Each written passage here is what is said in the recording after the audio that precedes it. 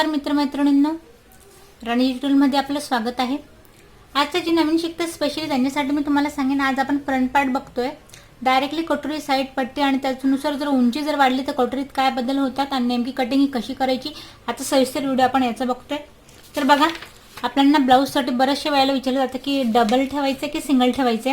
आता बघा, दोन साइडचे कटोरी हवे म्हटलं की साधी गोष्ट की आपल्याला पेपर हा डबल फोल्ड हवा असेल। कापड जेव्हा आपण करत असतो याला डबल फोल्ड करायचं आहे, पण मग अशा वेळेस याची कटिंग आपल्याला कशी करायची आहे तर बघा, डबल फोल्ड कापड या पद्धतीने आपल्याला करून घ्यायचं आहे। डबल फोल्ड केल्यानंतर डायरेक्टली मी ते मेजरमेंट तुम्हाला काढून दाखवते आणि दोघं साइडचं हे आपलं कसं रेडी होईल हेही मी तुम्हाला इथे दाखवते।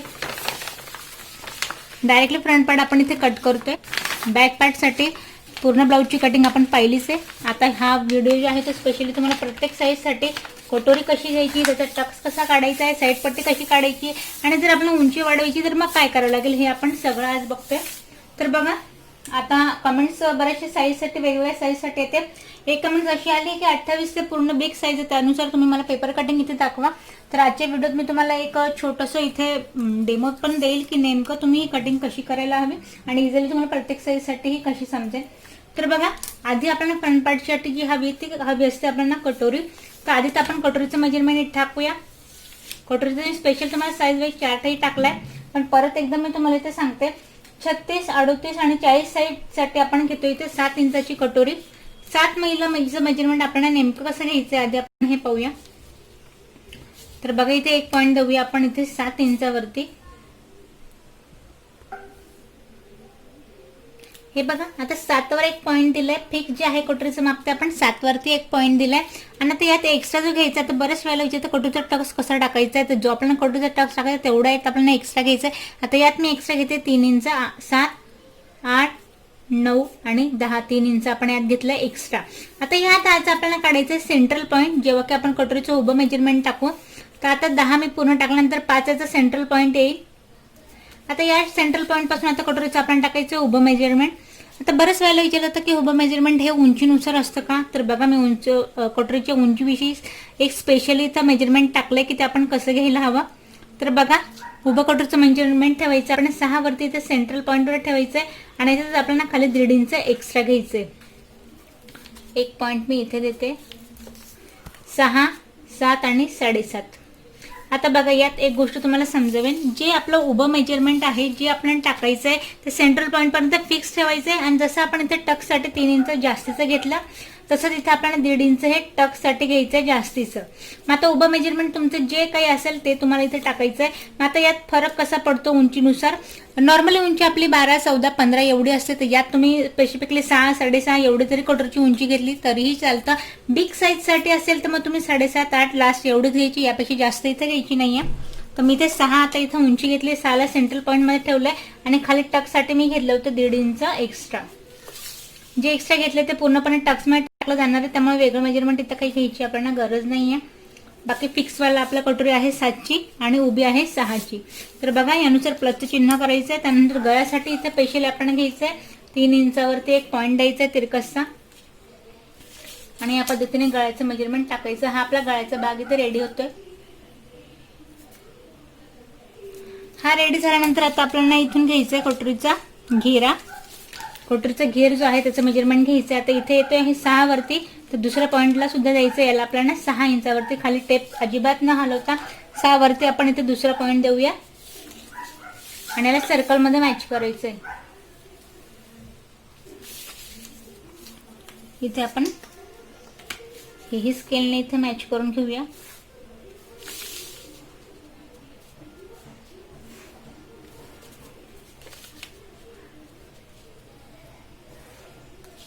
आता बघा, यात जो मोठा फरक होईल तो मी तुम्हाला इथे दाखवेन।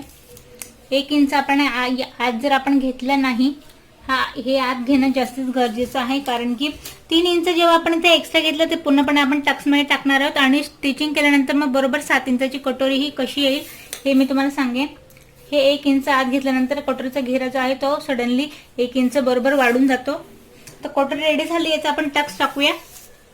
बघा, आता जो 3 इंच मी म्हटली तो 1.5 इंच या पॉईंट पासून जेव्हा आपण कटोरीचं फोल्ड करून 1.5 इंचाचा टक्स आपल्याला टाकायचा आहे। हा 3 इंच झाला इथे ऍड, हा 1.5 आणि हा इथे 1.5। आता हुबा टक्स घ्यायचा आपल्याला 3 इंचचा तर बघा कटोरीचा टक्स जो आहे तो या पद्धतीने इथे रेडी होतोय. आता हिला आपण कट करूया आणि कटोरीचा टक्सही टाकून आपण पाहूया. हे बघा कटोरी आपण इथे या पद्धतीने कट केली. आता कटोरी कट केल्यानंतर इथे जिथे आपण लाईन ड्रॉ केली टक्सची त्याच पद्धतीने हिला इथे या पद्धतीने टक्स टाकायचा आहे. टक्स टाकल्यानंतर कटोरी आपली या पद्धतीने रेडी होईल. इथे आपण छोटीशी एक पिन लावून कटोरी रेडी करून घेऊया.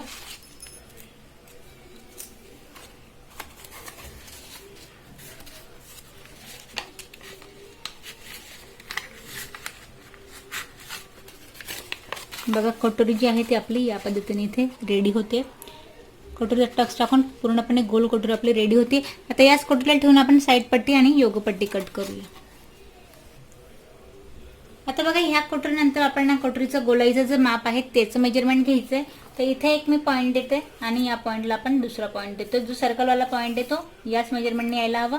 यावरनं आपण मेजरमेंट घेतलं काय डायरेक्ट कटोरी नसली तर डायरेक्ट आपण ब्लाऊजवरून जरी तिरकसं मेजरमेंट घेतलं कटोरीचं तर त्यानुसार सुद्धा आपल्याला साईड पट्टी इथे काढता येते. तर बघा इथे मी तिरकसं मेजरमेंट टाकून घेतलंय. त्यानंतर या पॉईंटपासून आता आपल्याला साईड पट्टीचं उभं मेजरमेंट टाकायचं शोल्डरवाल्या पॉईंटपर्यंत. तर बघा हे मी इथे घेते 5 इंचावरती. 5 पेक्षा याला जास्त घ्यायचं नाही. जर जास्त घेतलं तर कदाचित आपले शोल्डर इथे उतरेल. तर बघा या पॉईंटपासून याला मी सरळ मेजरमेंट घेते. हे झाल्यानंतर आता शोल्डरचा मुद्दा स्पेशली डीपसाठी शोल्डर कसं टाकायचं आहे किंवा मग बॅक गळा असेल तर शोल्डर कसं टाकायचं याचं मी स्पेशली आपण तुम्हाला दाखवलंय.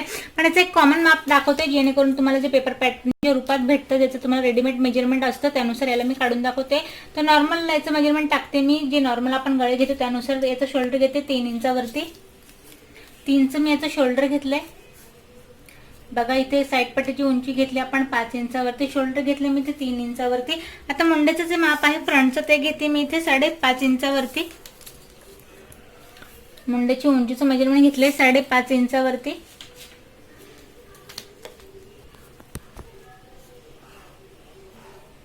आता बघा हे झालं. आता यात मी एक तुम्हाला जो आपण हा पॉईंट दिला हा कशासाठी दिलाय ते इथे अलगद आपल्याला गोलाईचा पार्ट द्यायचा आहे कटोरीचा. अगदी आतल्या हाताने याला आपल्याला शेप द्यायचा आहे गोलाईचा या पद्धतीने जिथे की आपण कटोरी आपली लागणार आहे. आता बघा हे दिल्यानंतर या पॉईंट पासून आता आपण टाकायचा चेस्टचा चौथा पार्ट. जसं की तुम्हाला कमेंट्समध्ये विचारता की मला या साईजसाठी हवे कुठल्या साईजसाठी हवे तर त्यानुसार मी आता तुमचं जे स्पेशली मी तुम्हाला 36, 38, 40 साईजसाठी तुम्हाला 7 नंबरची कटोरी इथे दाखवली आहे. तर या कटोरीनुसार तुम्हाला आता इथे चेस्टचं तुमचं जे मेजरमेंट आहे सपोज 36 आहे 40 आहे किंवा मग 38 आहे जे तुमचं मेजरमेंट आहे ते इथे आपण टाकायचं आहे. पण ते कसं टाकायचं 2.5 इंच आपण बाहेर ठेवायचं आहे. शोल्डरचा आपण 3चा वापर घेतला जो गळ्याचा घेरा राहतो त्याला आपल्याला बाहेर ठेवायचं आहे आणि ते आपल्याला चेस्टचा चौथा पार्ट टाकायचा. आता आपलं सपोज इथे 36 इंचाचा चेस्ट घेर असेल तर 9 इंचावरती एक पॉईंट द्यायचा आहे आणि इथे 1.5 इंचाची मार्जिन.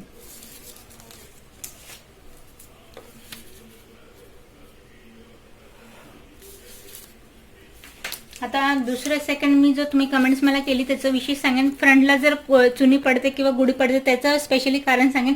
या पद्धतीने टाकल्यानंतर ही जो गोलाईचा पार्ट आहे तो आपण 1 इंच कसा द्यायचा आहे. सेंटरला इथे याला पॉईंट घ्यायचा याला बिलकुलच तुम्हाला राऊंड शेप द्यायचा नाहीये. अगदी दोघंही पट किंचित इथून 1 इंच घेतल्यानंतर याला इथे मॅच करायचं आतल्या हाताने.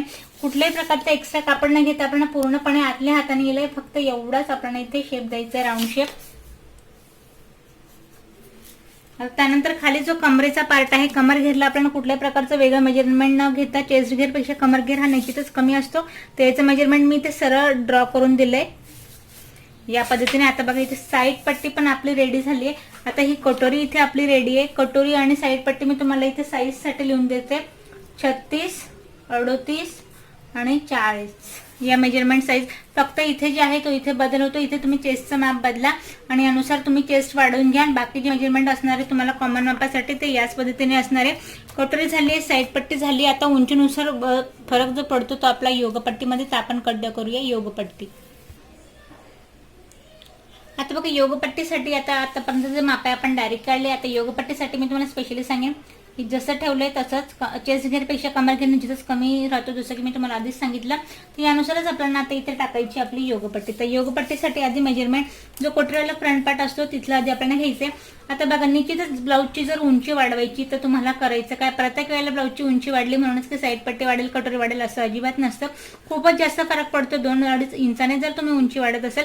तर निश्चितच या गोष्टीमध्ये फरक पडतो. पण जे कॉमन माप असतं, जे परफेक्ट तुम्हाला इथे पॅटर्न भेटतं, त्या पॅटर्ननुसार मी तुम्हाला सांगेन.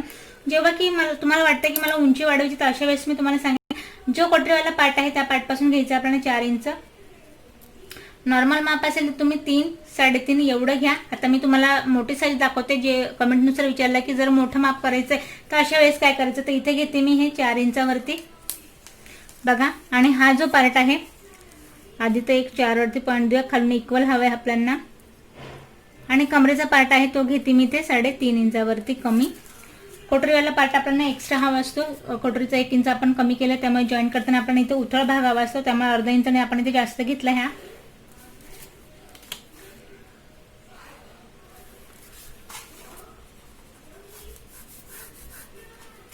कटोरी आपण थोडा वेळ साईडला इथे ठेवूया. आणि हा पार्ट आणि हा पार्ट या बघा या पद्धतीने इथे मॅच करायचा आहे पूर्णपणे. उतारवाला पार्ट जेव्हा आपण ते कटोरीचा टक्स टाकतो, हा खोलगट पार्ट आपल्याला इथे जॉईन करायचा असतो. या पद्धतीने आपली इथे योगपट्टी रेडी होते. हा पार्ट पूर्णपणे इथे जॉईंट होईल. इथे एक बफ रेडी होईल कटोरीचा आणि योगपट्टीचा, त्यामुळे ब्लाऊज आपला इथे अगदी बरोबर येतं. हे तर ही होती आपली योगपट्टी. ही बघा योगपट्टी झाली आहे आपली, कटोरी झाली आहे फ्रंट पार्टसाठी स्पेशली. बघा इथे आपण डायरेक्टली पेपरावरती मी पूर्ण फ्रंट पार्ट जो आहे तुम्हाला इथे कट करून दाखवलाय. तर बघा प्रत्येक साईजसाठी मी तुम्हाला इथे सांगेन या पद्धतीने. जर तुम्हाला काही प्रश्न पडतील प्रत्येक साईजसाठी तुम्ही मला कमेंट्स करा.